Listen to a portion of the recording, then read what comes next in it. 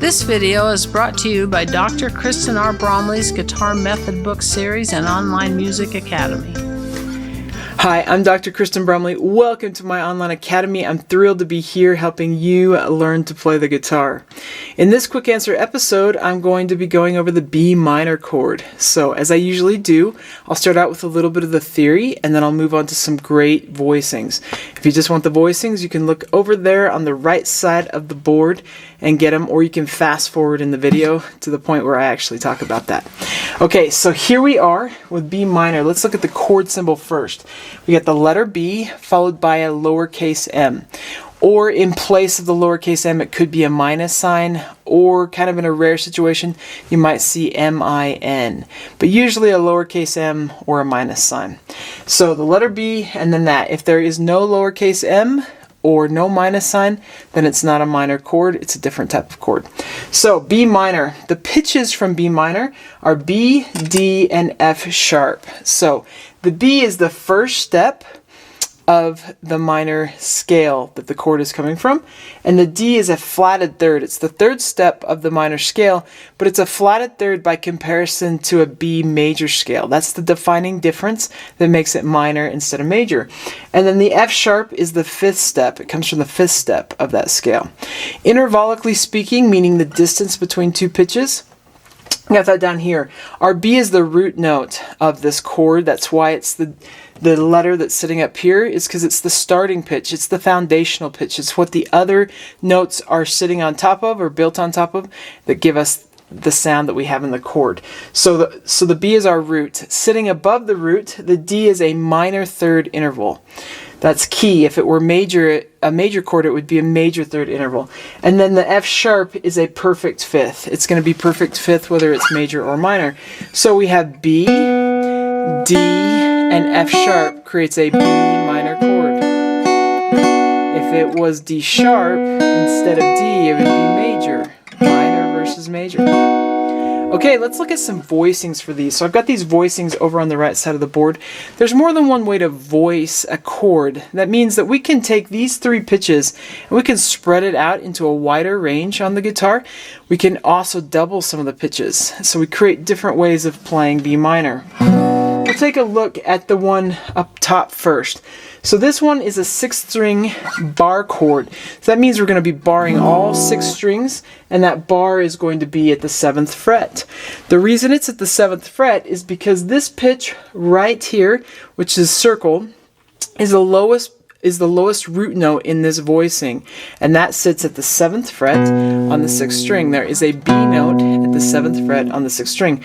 So we got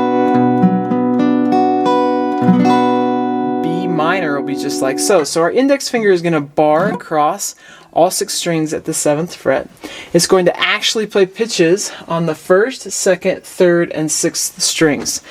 But it's going to bar across all 6. Then our ring finger and pinky are going to be 2 frets higher. So they're going to be at the 9th fret on the 5th and 4th strings. So just like so. My ring finger is at the 9th fret on the 5th string. My pinky is at the 9th fret on the 4th string. And I'm barring across all 6 at the 7th. It's B minor. Now it takes a little bit of strength to play this, so my middle finger, you might notice, is actually not being used. So it's just helping push down that bar. So I do that a lot. B minor. The voicing, this specific voicing, has a root, a 5, a root, a minor third, a 5, and a root. So that's what we have for B minor. Now sometimes you might alternatively just want to play the top 4 strings, and you actually can. And so that's written over here on the right side. So at the 9th fret with the ring finger on the 4th string, and then just barring across the top 3 strings at the 7th fret will create a 4-string B minor, alternative to the full 6th string. Okay, so another voicing for B minor, one that we usually play with a lot of our first position chords, is down here at the bottom. So with this one, this is a 5th string bar chord, and that's because we're barring the top 5 strings, and our lowest root note is on the 5th string. And we're at fret 2. So that is a B note on the 5th string at the 2nd fret. We're playing our bar there. And then the other fingers just are going to be in front of that bar, of course. So it's just like playing A minor. This shape is like playing an A minor chord shape, but putting it in front of the bar. So our bar is at the 2nd fret, and then the middle finger goes 1 fret higher than the bar, so at the 3rd fret on the 2nd string.